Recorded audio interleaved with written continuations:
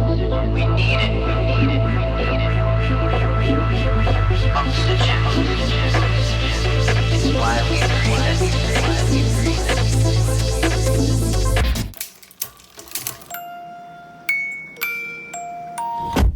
Hey everyone, welcome back to Small Biz Stories. And we have got, well, we have every week, right? An absolutely incredible guest. This is Sabir Semerkant, founder of Growth by Sabir. He has worked with legendary brands. I mean, I am talking driving 1 billion. Yes, that's not a blur. That's a billion dollars in revenues through his expertise in e-commerce. He's a household name with the folks like Gary V, Neil Patel. Perhaps you've heard of those guys, right? So we are just going to just jump right in and say, Sabir, welcome to the show. Laurelyn, it's great to be here. Well, let's get right into it. So you started off the podcast by sharing a really interesting tip about covering the brand on your microphone. So for all the folks out there who are influencers and driving things, can you share that tip? Because it was incredible. It's not so incredible. The thing is, the camera, because of its AI, what it does is it starts focusing too much on the brand name rather than, on me, so that it starts blurring me out. So what I did was I covered it up with a lens, bag to cover it. I actually ordered a black tape to cover the name so that it's less of this, because even this is a little distracting. Yeah. Well, see, this is all about it, right? This is what we want to get at. We always like to bring value up front to our listeners and say, okay, we've got tips. Now, Sabir has this method. It's Rapid 2X is what it's called. And we're going to be able to link it out in the listings down below so you can learn about this because he's helped brands like Ashley Stewart go from 3 million to 30 million, right? Things like this. And what's really key right now is e-commerce is hot and hotter than ever because we've got so many more modalities other than just a website, right? And a shopping cart. I mean, that's been around 25 years. So, Sabir, before we get into all of that, tell our audience what you're good at. E-commerce. That's the only Well, thing duh. I'm good at. I'm not good at anything else. I'm very good at I picked my lane, and this lane is e-commerce. And what's interesting about the backstory of it is that I happen to be in it because of purely an accident, right? And this has been a wonderful accident. In life, you usually complain about the things that did not happen or whatever, right? And every time, every turn of my life, what I have found is the things that I thought was not good for me, like things at the moment when they suck, when it happens, right? And then when you look hindsight, 10 years fast forward, right? Life happened 10 years forward. And then you look back and you go like, oh my God, thank God that thing happened. Thank God that client fired me so I could meet the sharks. I could work with Gary. I could do this thing with Canon.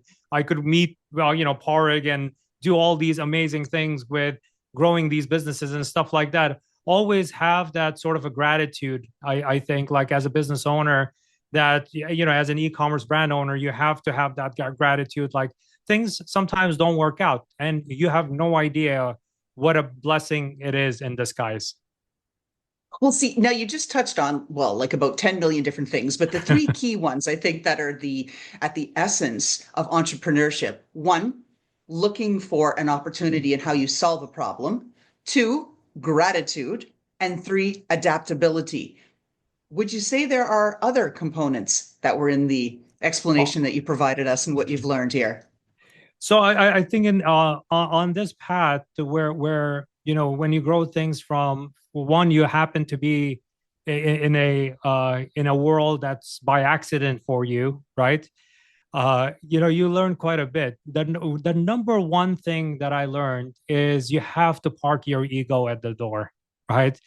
Because ego tends to be very, very damaging to, especially if you're a founder, right? Be open to learning about many things. That kid you just hired off of college, maybe she knows more about TikTok and what makes TikTok run and work than you do, because you don't even have TikTok installed on your phone, right? Let alone knowing every nuance of it, right?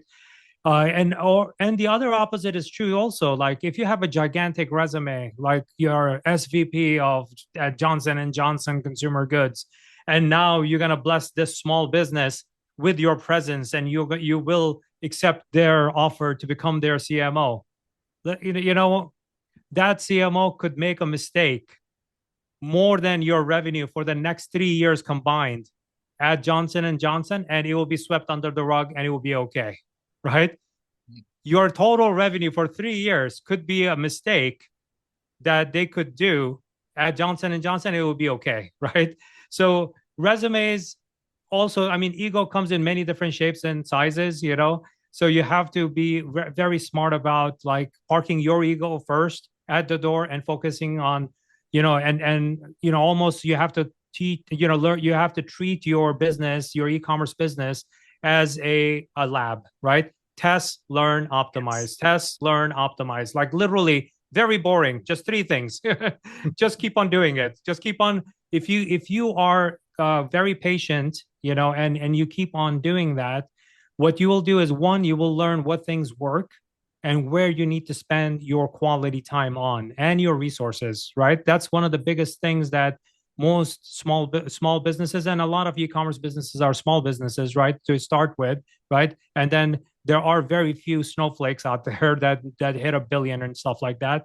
But most of the businesses live in that $0 to $1 million. And when they join our program, you mentioned Rapid 2X. We can definitely jump into that. That's where they start growing it, right? For the first year they're part of it, it's like a 2X, right? In 12 to 18 months, like in case of Ashley Stewart, one thing you missed there was it's $3 to $30 million in 2 years. That's a key 24 point there, months. right? Because we don't have all day. We've got things to do, right? Places to go, people to see. On the path to entrepreneurship, you said like there's a lot of other components. I think tenacity and grit are things that entrepreneurs either have or they don't. I don't think it can be taught. What do you think about that? As long as you're using it for the right reasons, right? Because tenacity, if you are down a certain path, you end up doing something damaging to the company because of your tenacity. Because the thing is, there's a very fine line between tenacity and ego, right? And it blurs. It definitely blurs. And as soon as you let it blur, you are in the wrong. You're on the wrong side of the thing. So that's why everything should be treated like a test. There are 1,000 tests. I'll give you, for example, at Ashley Stewart, from 3 to 30 million, right? If you count the number of days in 2 years is working days. So let's not let's not say that we're working crazy hours, like 18 hours a day for 7 days a week. Let's not do that, right? I believe in sleeping. You should get enough sleep, right? It's good for your mental health. And also you would think more clearly, right? There are 440 working days. Now, Laura Lynn, I gave you your weekends off. I gave you a couple of weeks off per year for your vacation time. I gave you sick days. I gave you federal holidays, all of that. It's 220 per year, 220 working days per year. So for 2 years, 440 days. Every one of those days, I can tell you that it was an experiment. Every single day was an experiment, right? Every day that I showed up and I wanted to do something, my goal was to improve any one of my e-commerce KPI, any one that was meaningful. Like, let's say, email open rate, for example, right? And that morning, if I was driving, because I was driving from New York to New Jersey, I said, okay, you know what? Today I'm going to focus. Once I get to my office, I'm going to focus on email open rate. That's because it's been bothering me. I don't understand why it's 14%. I want it to be 15%, right? That day, I did not care about anything else, like pure, call it OCD, ADHD about e-commerce, right? Specifically, right? My head was in it to just come up with the best subject lines, test different things out, A, B, C, D test, take the same email, segment it. I wanted to try different things out. And then by the end of the day, once I sent it and I got some data, then either I felt great about what I did and I learned something from it. Either it was a grand slam, because it's not a 1% improvement you get on that day. You would get 8%. But there are some days that you do something and you get zero, right? My goal was by 6 p.m., Either I'm going to rehire myself for next morning or I'm going to fire myself, right? That was my barometer, the man in the mirror, you know.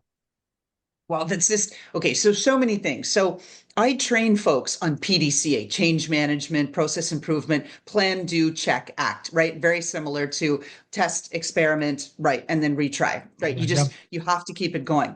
You talk about the privilege of focus. I'm that squirrel, right? That ADHD, like, Pretty one bird. third of all, right, exactly, right. One third of us of entrepreneurs, we fit that mindset. Now it's good because we can be adaptive, but it's also bad because we can be distracted.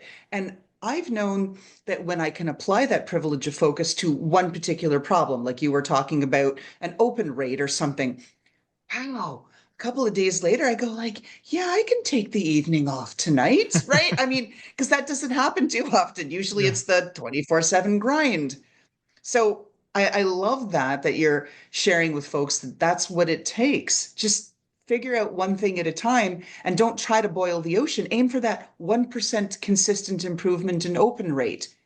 Talk to Let us a me little bit more about how do you pick which one when you're a squirrel?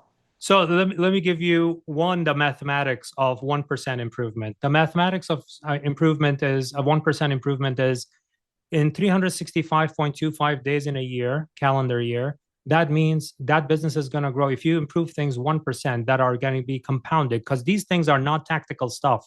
These are strategic things that you're picking on. Like when you improve your email rate by 1%, that's not, you're not going to give that up by December if you started on January 1st, right? It's going to compound over time. It's going to keep on giving you that benefit, right? So that mathematics gives you 36.5x growth in 1 year, right? So you go like, what I said earlier about working days, and I gave you so many days off because of, holiday, family life, work-life balance, whatever you want to call it, right? So 220 working days in a year. That's 22x in a year, right? Let's say you go like, no, but Sabir, you did say that there are some days you're going to win a lot, but maybe it's not 1%, it's going to be 8%. But on other days, you're going to get zero, right? What about that? Okay, fine. Let's be less than half right, right? Because the thing is, once you start on this journey, what happens is you keep on getting better at testing. You keep on improving your testing. Your test cycles tend to get better and better. 10x. You see, I cut it down from 22x down to 10x now. I have done that time and time again. Ashley Stewart is one example of it, where it went from, by the way, at 3 million, when I took over that, it was less than 3 million. It was bankrupt, actually. and the Jeez, I didn't realize it was at that and it stage. was it was actually bought out by a venture capital firm. It bought this distressed property, and then I got involved because somebody I had worked with 8 years prior and had seen me what I'm able to do, my superpower, right?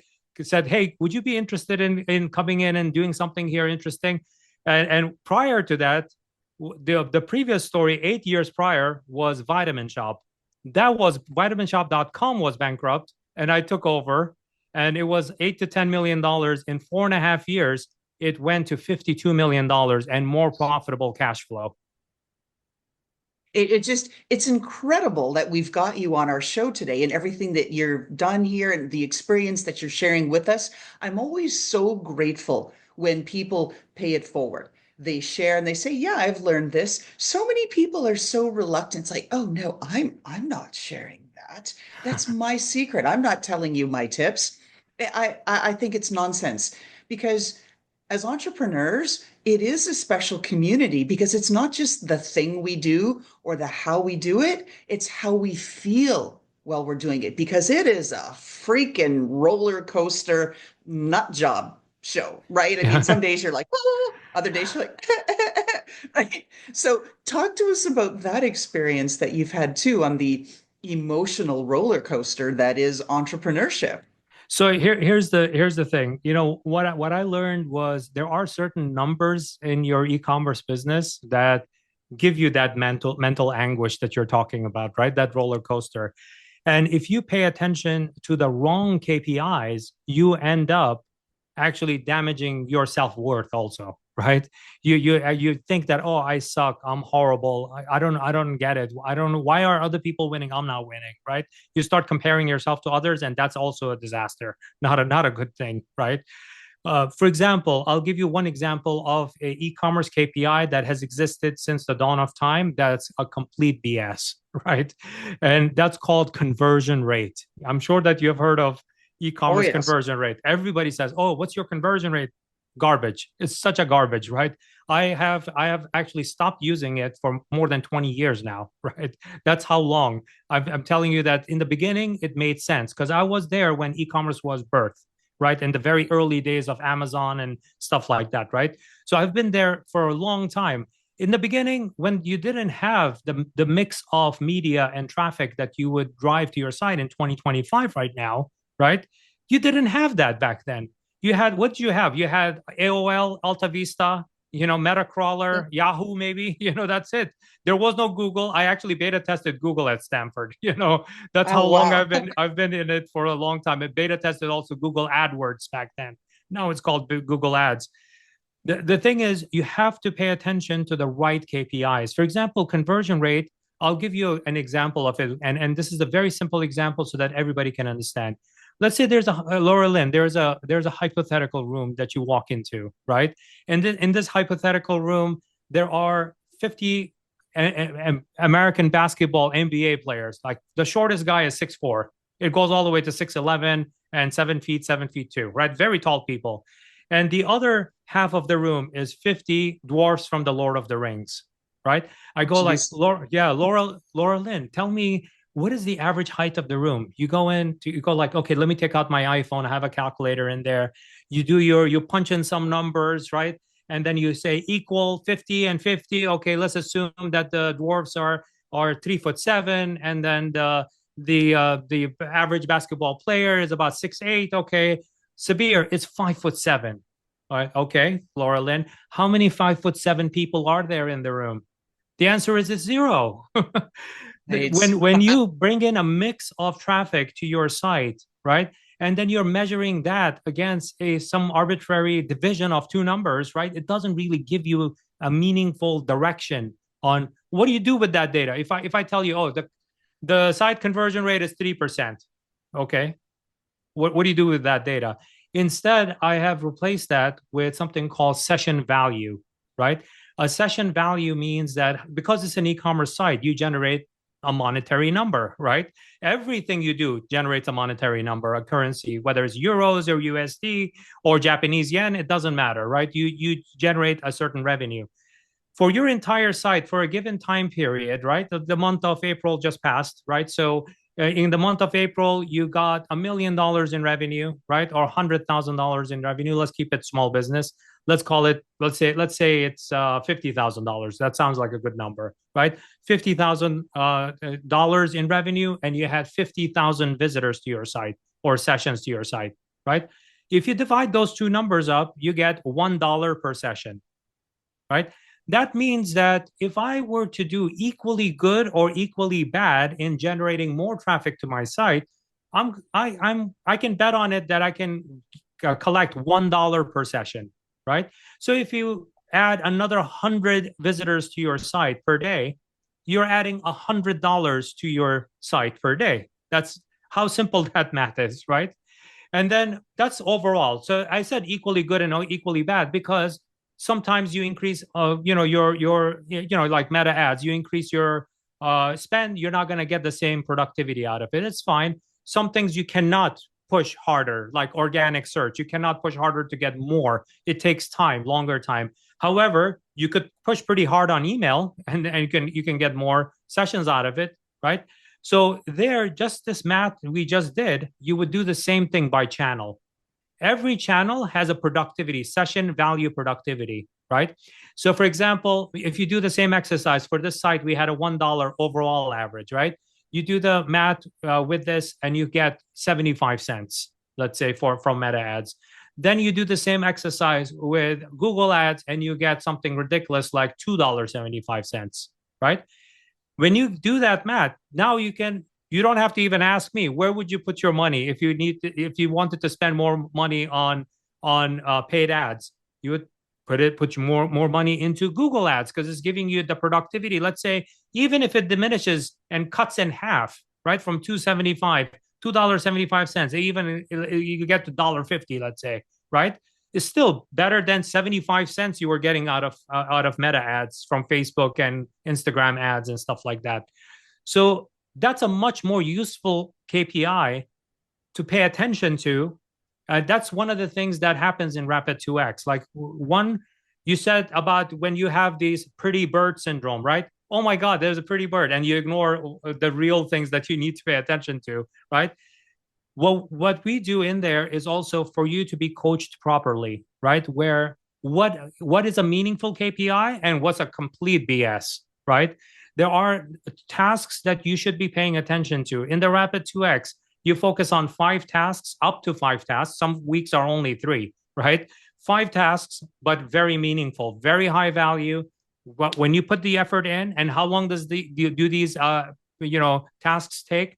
15 minutes to 90 minutes, depending on your expertise, right? When I say expertise, I don't mean the founder having the expertise themselves. Some founders are fabulous like that. They have that background, but it also means that you probably have somebody on your team that can handle that for you. Or even if there are entrepreneurs that raise their hand, e-com entrepreneurs that, hey, I don't have that guy or gal that would do that for me. No problem. We actually have at Rapid 2X approved partners who have gone through a certification process and they understand this Rapid 2X protocol for exponentially growing your e-commerce business. All right, so I want to roll this back because I totally get it, as I'm sure our audience does, that if you look at all of the metrics and say, yeah, I spent X number of thousands of dollars on my Google ads, my Meta, Instagram, and Facebook boostings, my TikTok boostings, promos, da da da da da da. And we look at the end of the month and go, oh, great. Clearly, one is a winner, right? Because it's generating higher ROI. But let's pull it back to the smaller business owner who can't afford to pay to promote across all those platforms. Where do they start and what do they do? So it depends on the category that they're in. There are certain platforms that lend themselves really nicely, like visual platforms. Like let's say if you're into fashion, anything like that, that is heavily visual, right? Then in that case, like Meta and TikTok would be highly visual, right? But lower funnel stuff, right? Lower funnel meaning that people have a very high intent to purchase, tend to come from Google properties, right? Google.com, YouTube, stuff like that, platforms like that, right?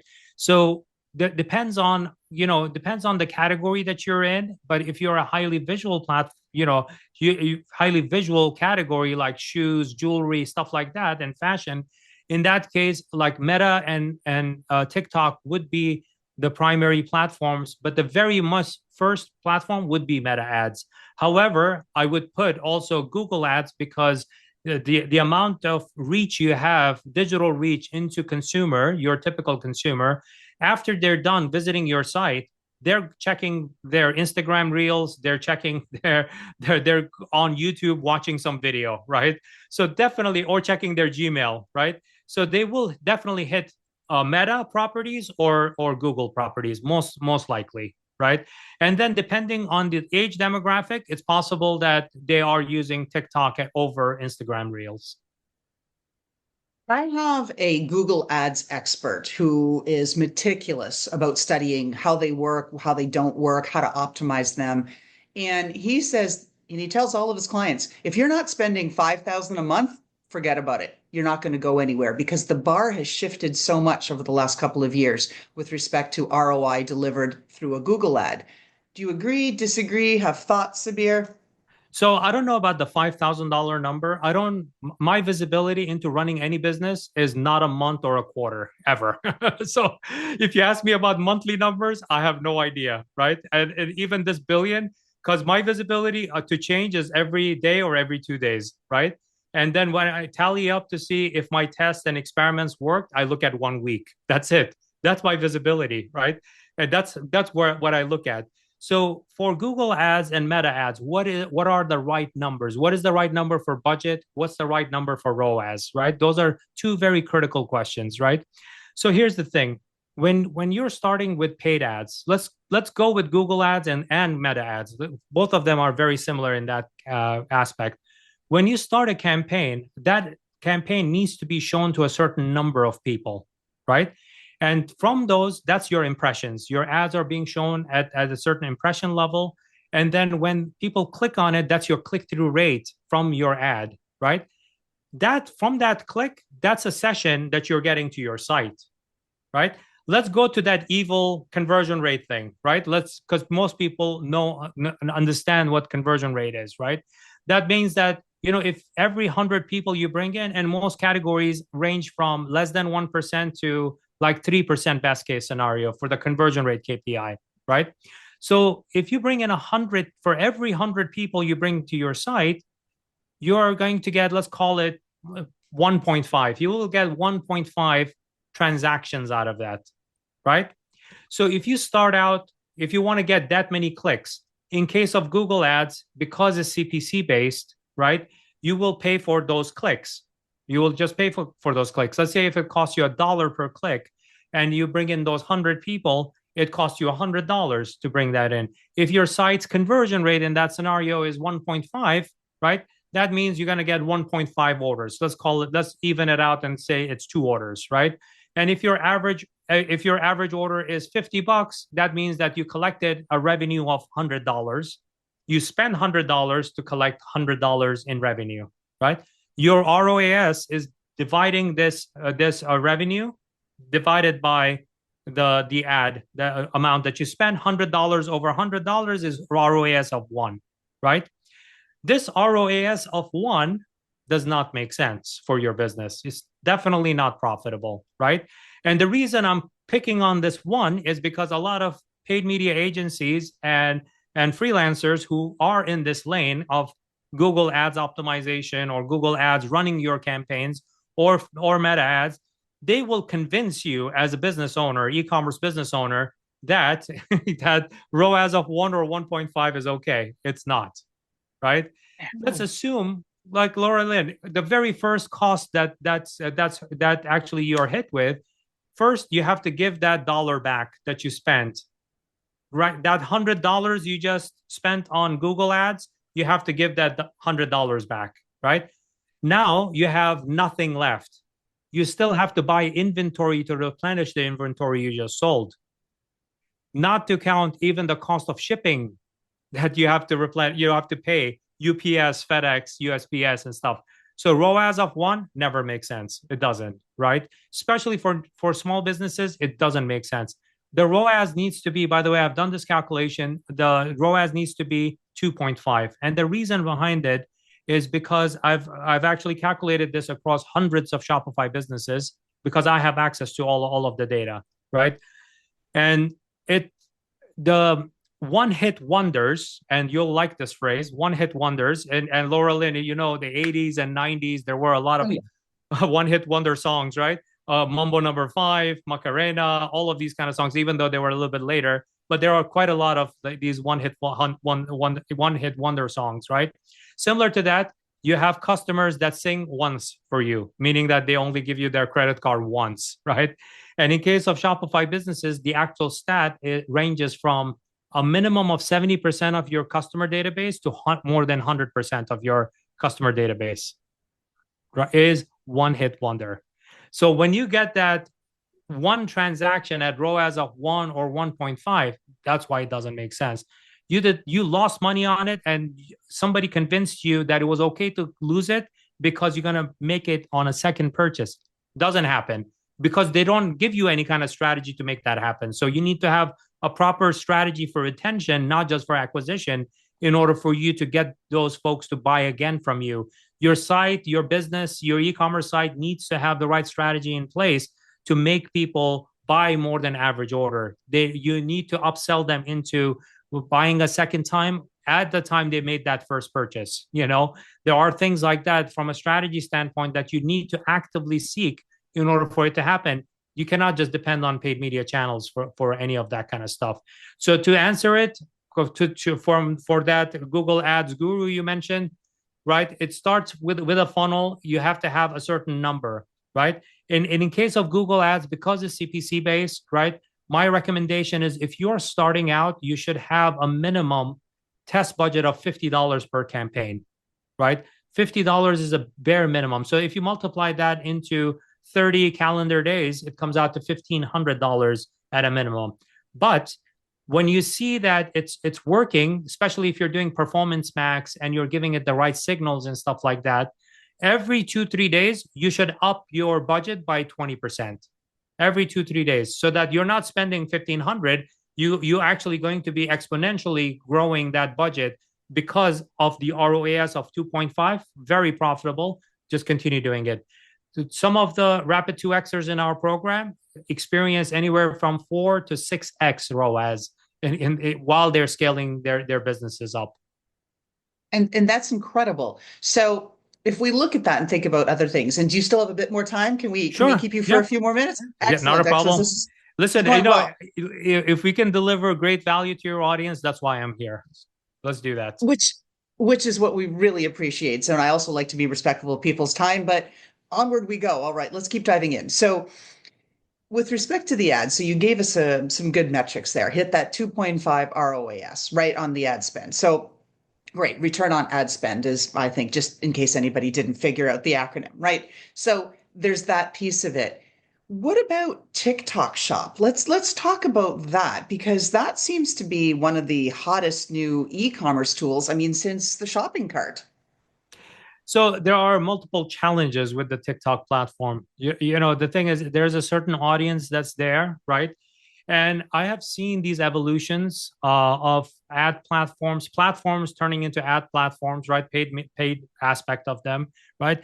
And TikTok is also experiencing the same problems that I saw with Google when Google went from organic to becoming sponsored ads, right? Same problem, right? There's a lot of fraudulent clicks. There is a lot of, you know, every platform goes through it. Meta went through it also, right? And even now they still have challenges with their platform, right? Google even today has those challenges with click fraud, and you know, they try to control it. They give you refunds back and credits to your account and stuff like that. And TikTok, as we have progressed, these platforms have actually grown exponentially compared to their predecessor, right? So the amount of time it took Google to grow, in less than half the time Facebook grew. When Snapchat came along, it grew even faster. When TikTok came, it was even smaller than that, right? And now you look at all the AI platforms. The AI platforms actually have multi-hundred million active users on a daily basis, like across all of the platforms, Claude AI, Chat GPT, all of them, right? So all these platforms do come up with you know, come across this challenge of, you know, when they introduce one, they're trying to learn how to make money, right? So when you run TikTok ads, you're not going to get the same level of ROAS or better that you would get from Google ads and Meta ads because of just purely maturity. By the way, Amazon ads also does pretty fabulously, right? From that, not for direct to consumer, but for the marketplace ROAS, it does a pretty good job there, right? And they also went through the same kind of lessons learned, right? From when they were trying to monetize their traffic, right? So when it comes to TikTok, when you are running these TikTok ads, you will run into these kind of issues that you will get the clicks, but it's not going to convert into, you know, because your ROAS is going to be pretty low. As long as you can set your expectation, you will be okay. Now the topic of TikTok shops, social commerce, right? So Right. from the priority of effectiveness, I would put at the very top, I will put Google Shopping, right? That's number one, right? Most of this is because of maturity of the platform. They have just existed longer, right? So Google Shopping is at the top. YouTube Shopping also is included into Google Shopping. Then it's Meta. Actually, then after that is, I would say, it would be Pinterest Shopping. Pinterest has been at the social commerce game for a long time. They have done a great job of that integration with Shopify and stuff like that. They have done a great job. They were one of the first ones to do that, and then everybody else followed. Meta ads would be next on that list, right? And then after that, I would put the TikTok shops. The challenge with TikTok shops is similar to what you face with when you try to sell your products on Amazon, right? It's priced to the bottom, very cheap, right? For some time, actually, TikTok has been in certain markets, because the thing is, my visibility is not just US market, it's across the world, you know, because I work with brands from all over the world, you know. And the thing is, with certain markets, actually TikTok is funding 40% off, 50% off. They're making the merchants whole by paying them the full retail price that they were advertising. Maybe they were putting it up on 10, 15% off. That's the selling price, but they are funding the extra discount in order to get the adoption up with TikTok shops, right? And in some markets, they even have fulfillment. So fulfilled by TikTok is an aspect of TikTok in certain markets also, right? So that you could send your products just like you do with Amazon FBA. You send your products to them and then they take care of the shipment and everything and they charge you for that fulfillment. Similarly, TikTok also has fulfilled by TikTok also as a program in certain markets where you can actually send them that and then they'll take care of it. And in some markets, they even foot the bill related to fulfillment just because they're trying to push this platform. It's pretty nascent in the beginning. I mean, right now, even though it might be a few $100 million right now, the thing is, it's still nascent. I think it's going to grow to a few $1 billion per year, right? As a marketplace, but it's not. As you have to be cautious, and a lot of the products that are sold there are very much low priced. Let's talk about that because I have a number of small business owners who are on here saying, no, I am not doing it. I am not going on Amazon because even as authors, and they're trying to build their platform as consultants, as coaches, and they've got their book that they've got out and their methodology that they're putting in. Amazon, I don't want to list my book there. Amazon takes whatever the number is, 82% of whatever it is that you charge for it. And like, I'm not going to do it. I'm going to do it myself, or whatever product it is that they're selling. But there's trade-offs, right? On a platform like Amazon that has gazillions of users, or TikTok, you have a chance of some greater visibility versus if you're on your own and don't really have a big mailing list yet, or are not getting a lot of hits to your website. Sure, you might have higher revenues coming in each time you sell a widget, but you're going to have to work so much harder to get those few widgets sold. Talk to us about these trade-offs. So here's the thing. I actually wrote an article in Harvard Business Review with two fabulous professors from Harvard Business School, right? HBS. Sometimes I guest lecture there too. So we became really good colleagues, and I actually co-wrote this piece, and also Matt Higgins, who's a recurring shark, and he's the co-founder of RSC Ventures. So 4 of us co-authored that piece, right? About should your company sell on Amazon? And with it, within that article, you can actually find it if you go to Harvard Business Review and plug in my name. You should be able to find my article there, right? And we actually produced a first of its kind Amazon seller scorecard, right? So in there, it actually gives you the criteria for evaluation, and then you evaluate yourself and you score yourself. And then based on that, it gives you parameters around how to make that decision. Does every brand belong on Amazon? The answer is no, right? Should you be out of the Amazon game? It depends. There's a whole criteria that you need to go through to see, I'll give you the counter argument to Amazon takes so much, right? This is the same on e-commerce entrepreneur that I just said that they would give up 150% of their revenue in Meta ads cost. And they'll go like, well, it's the ROAS, we'll improve it and whatever. Compared to that, Amazon is giving you a platform that has 220 million active shoppers per month, right? It's the world's busiest mall that drives traffic, that our people have extremely high, more than Google, extremely high intent to buy, right?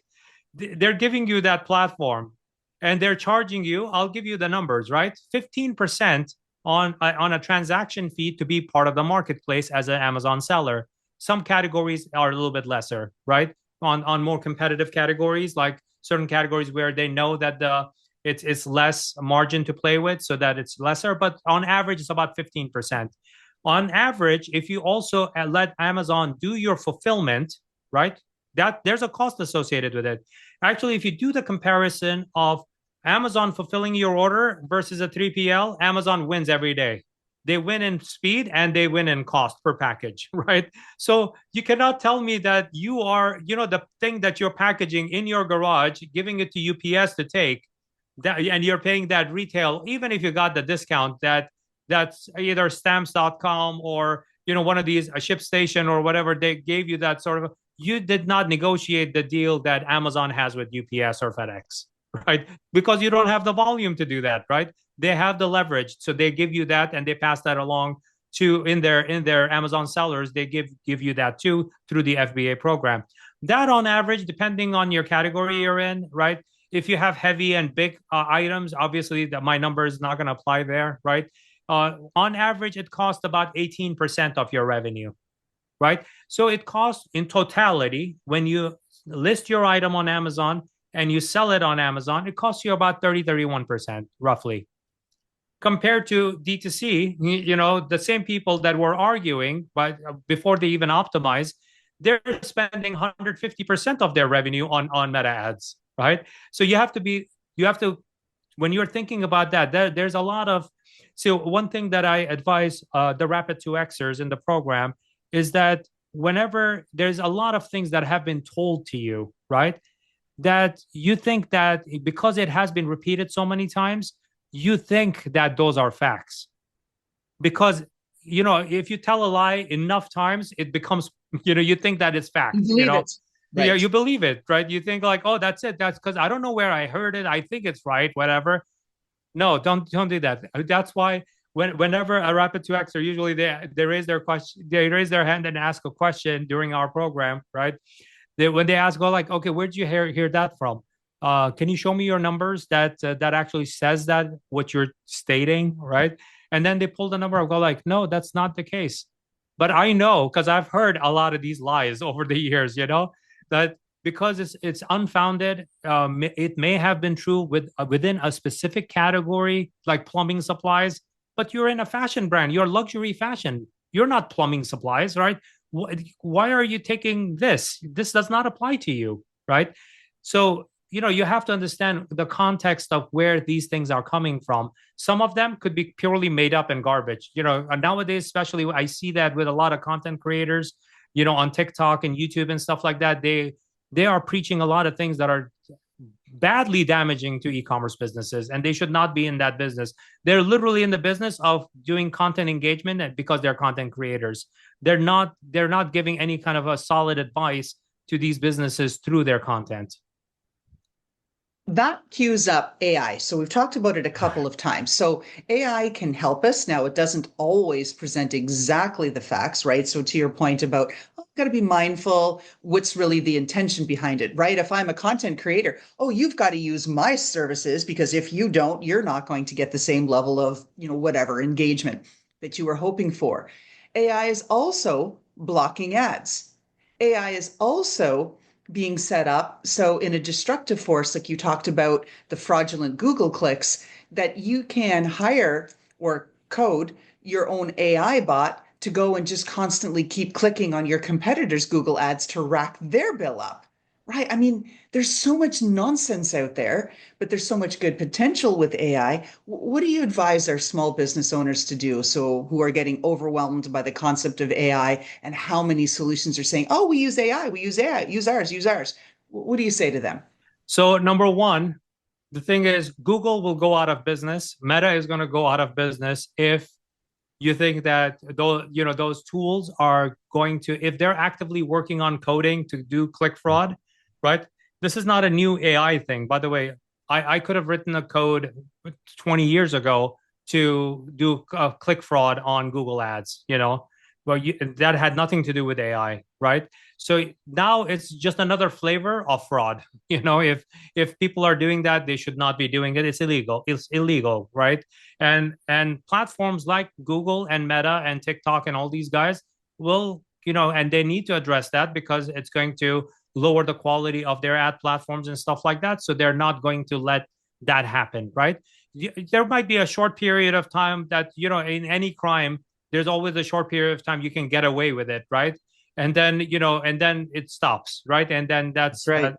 So that's that part of it. Now to talk about the middle ground, right? You start on your journey of, let's integrate AI into our business, right? When you start on that journey, you go like, it's pretty simple. You just go into Claude or ChatGPT. You just say, act as an e-commerce marketer and give me a couple of ideas about this thing I want to do, right? I'll give you, I love analogies, right? Like the example I gave you earlier, right? About the hypothetical room, right? Let's say you're at this party, right? And this has always happened to us, right? At different parties. You go in there, some people are, they have their mask on, right? They try to say things during that may not be true, right? So you're gonna go, you ask them about, hey, I'm running these Facebook ads. I don't know what's going on with Facebook and AI and blah blah blah. Everybody has an opinion, right? They'll Sure. just, you have to, There's lots of yeah. opinions out there, Sabir. Yes. This is a podcast. I would have used a different wording, but I'll stick with this. A lot of opinions. Let's call it that for now, right? So unfortunately, everybody, in order to appear intelligent, they will say, oh yeah, you should be doing blah blah blah. They're in no business of giving that advice, first of all, right? And there is a difference between opinion and consult, right? And smart business owners, smart business e-commerce founders, they have to find out where the right consult comes from. And sometimes you have to pay for that consult, right? Because it's coming from a great place, right? Great experience and all of that, right? Versus free content, right? Free content, you have no idea what the quality of that content is. You have no idea what the goal of that content creator was. Was it to just clickbait you to start watching something, right? And or talk about some controversial topic with not really any kind of value from what to do with that information, right? So when it comes to those kinds of things, you have to be very, very careful, right? That is it an opinion or is it an actual proper consult, right? So coming back to AI, when you put that prompt in for the first time, think of it meeting a stranger at a party who is pretending to be very smart. They have some concept of some things, but they have no idea what your brand is about. They have no clue what your founder story is. They have no idea why you came up with the product because they have zero context. They don't know you. So anything that they're talking about is based on their POV of the world, right?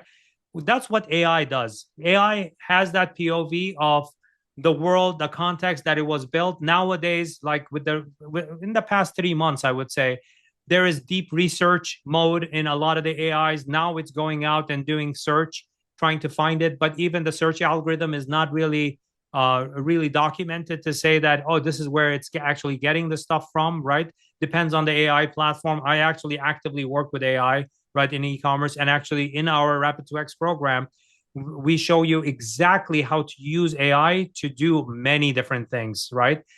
Everything from creating creative briefs for image, carousel ads, other lifestyle photos to videos and stuff like that. And taking that and using platforms like GPT-4o from ChatGPT to actually create really, really solid ads that you could be testing thousands of creatives. A lot of small business owners cannot come up with one or two, let alone 1,000 tests, So AI that's how you leverage it properly, right? First, you have to build a context. Once you build enough context into AI, and Claude actually does a pretty good job of this by giving you a project where you are adding your context into saying, this is who I am, this is my brand, these are the transactions, these are the problems with my site, these are my competitors, this is the external data that I got from all of these different sources, right? These are the types of customer complaints I'm getting, blah, blah, blah, everything, right? You're building that context. How long does it take? It's probably 15 to 20 downloads from your Shopify store and a couple of other tools, right? It doesn't take that long. You just need to put the effort in it, right? Once you put that in there, right, then from there, then you have to have the right prompts in order to generate the right things for you, because this is like the genius you have in your classroom and you're the professor, right? You know that you want to train that genius to do amazing things, but the genius doesn't know how to go about doing it, but they're genius. They're the Sheldon Cooper of Big Bang Theory, right? Really, really smart, but you really need to coach them in order to get the most out of that character, right? Very similar. AI is very similar to that, right? So once you give it enough context and you give it the right, some of our prompts are like 2-3 pages long, right? That says that this is what we want you to do. Don't do these things, do these things. These are the reasons behind it. These are the studies behind it, blah, blah, blah. We are giving it that sort of, it does require some finessing there, right? Once you do that, and then when you put in that next request, you go like, this is the product that we would like to feature in this image ad or carousel. It actually, what it creates for you is going to be 99% there. And then you can repeat that process to have like 5 different creatives for that one product, just to see, is it the social proof that's going to get you the click-through engagement to bring people to your site, and then the conversion rate, right? Or is it the feature benefits? Is it the pain point? Is it the narrative? Is it the founder story? You could be testing different things like that. Like, and AI can help you with that sort of a journey. And it's not, there's no one magic AI. We actually recommend using multiple AIs in order to, some of them are great at one thing, like Claude is great at organizing large pieces of information, and also for copywriting and content generation, it does a brilliant job. Now ChatGPT with GPT 4.0 does an amazing job of creating image ads really, really well, and carousel ads. It does a great job. Sora, we have tried it with like B-roll type video clips to include in our video edit, but you still need that video editor, a person to take that and storytell and stitch it together really nicely, right?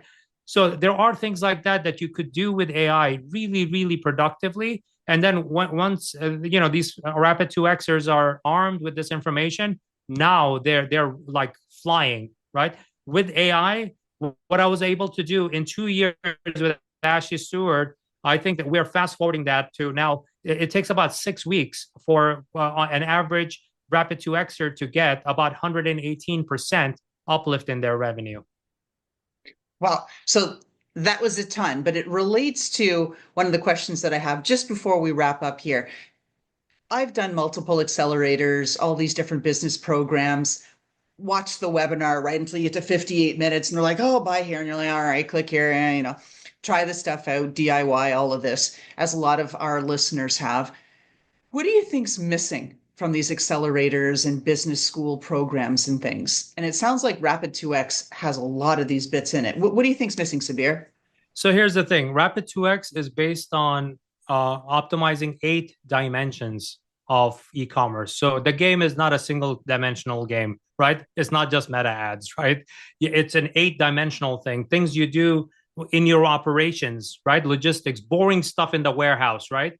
Has a direct impact on your meta ads performance. It is like directly proportional to it, right? We have connected those dots, right? Your customer service has a direct proportion to your social proofs, right?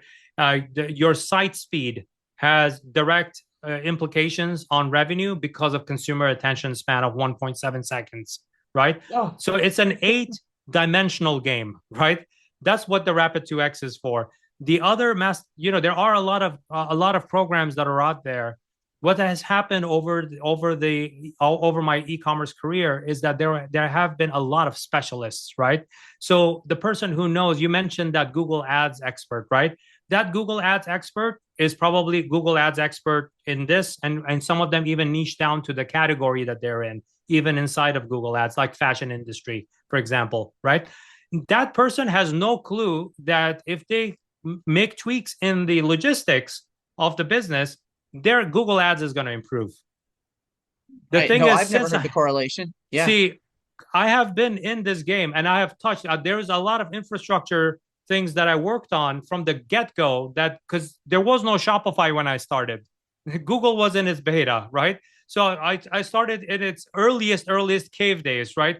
Caveman days, right? Of e-commerce. The thing is, I was blessed because over this 25 plus years of dealing with e-commerce and the growth in it and stuff like that, I know that these things are connected. But when you grow up in it, when you are 2 or 3 years into the game, right, into the e-commerce growth game, and you go like, oh, you know what? You go to the Shopify development store, they think that your Shopify store is the problem, right? Yes. You go to the meta ads person, your meta ads is the problem. They go like, well, it has to do with your audience and spend, because they don't do creative, right? Then the creative, you go and talk to a creative person, they go like, oh yeah, your creative is off, you're creative. They're trying to sell you whatever they're selling as the problem. to your solution, right? Nobody gives this holistic look at the business to say, guys, we're in the wrong forest, right? We need to fix the fundamentals of the business. Right. This is what's wrong with it. You're trying to fix the symptom here, over here, right? This is not going to fix things. This is one of the reasons, like when e-commerce businesses try to, scale their ad revenue, right? It doesn't scale. This is the main reason, because something else is wrong in the business. It has nothing to do with Meta Ads. Meta Ads is a fabulous platform with Advantage Plus, incredible, right? But if you give it the wrong garbage, it's going to give you garbage of an audience right back, right? But if you give it the right signal, now if you're intelligent about it and you obsess about that detail, your ROAS is going to just start skyrocketing, right? And the correlation of these dimensions, you have to be smart about this, right? And this is one of the reasons, like when you go lopsided into one thing, it's Shopify with Meta Ads, Shopify with Meta Ads, and you think that that's a solution, right? And you don't do anything. What happens when Apple comes along and says, oh, we are doing an iOS update? Screw you guys, right? There are so many Shopify businesses that went under, right? They went bankrupt. So many of them. Within the first year of that announcement, right? They went under, right? But we have found ways to actually get around that too, to make sure that we close the gap on all the events that are making it from your Shopify site over to Meta, Google, TikTok, Klaviyo, all of these type of platforms. So let's wrap up here, because you've given us an incredible amount of information and bonus time and tips and no nonsense stuff, right? It wasn't like, yeah, it's just what I sell. You got to do this. It's like, no, giving us the real deets. I mean, this is what we want. Quick question. Where can people find Growth by Sabir? Actually, we have done something very special for your audience, because we wanted to give them this incredible offer. So if they go to growthbysabir.com/smallbizstories, just like the podcast name, right? If they go to that, and you could include that in the video description or podcast description. So if you go there, they will get a special offer for your listeners. So it's an exclusive offer that we're giving them. And when they should go and apply to that. And when they go through that process, they will, what happens is they actually get invited by my team. They get on a phone call with my team. They'll walk them through the details of payment plans and stuff like that. I don't get involved with that. They take care of that for me, right? And they would also invite them to join a complimentary live workshop with me. So they get to hear me walk them through these things, to tell them what's right and what you should definitely not be doing in your e-commerce business. Ooh, that's wonderful. Thank you so much for giving us not only your time, but this offer as well. Last question, quick. We're going to bring it home. Quick 30 seconds. My signature question of the podcast. If we looked into your closet, there might be shoes, boots, flip-flops. There's got to be some pair of footwear in there that describes and personifies, right? Sabir Semerkant. What is that? What are we looking at? Describe it for our audience. I'm a very simple man, right? If you've seen me on podcasts, usually this is the same shirt that I wear. I have like 15 of these, right? This Handley shirt. My pants are always blue jeans that I wear, and the shoes that I wear is the ankle socks. My outfit, this is one decision, is already made for me every single morning, and my shoes are very, very comfortable. They're not that expensive. Skechers shoes, right? They have very nice padding, right? So that it's very comfortable for me to walk. Very simple, man, right? That's all, right? Very, very simple. This is one decision I don't have to make, whether during the day, this is the outfit I put on, or at nighttime when I have to put on my, pajamas at nighttime when I go to sleep, right? I keep things very simple, unless I'm invited to somewhere where there is some sort of a outfit. They tell you that this is the dress code, like a wedding or a business conference or something like that. Then I do put on a suit or something like that. But in most cases, this is who I am. Excellent. So with that, this is a wrap. Thank you so much. Growth by Sabir here on Small Biz Stories. Thank you, Sabir. Lorelyn, it's been great, and it's been an amazing pleasure. You're an amazing host. Oh, thank you so much for that. Okay, listeners, we've got that offer for you. Check out the details down below. And how about that fantastic intro by Touch Circle?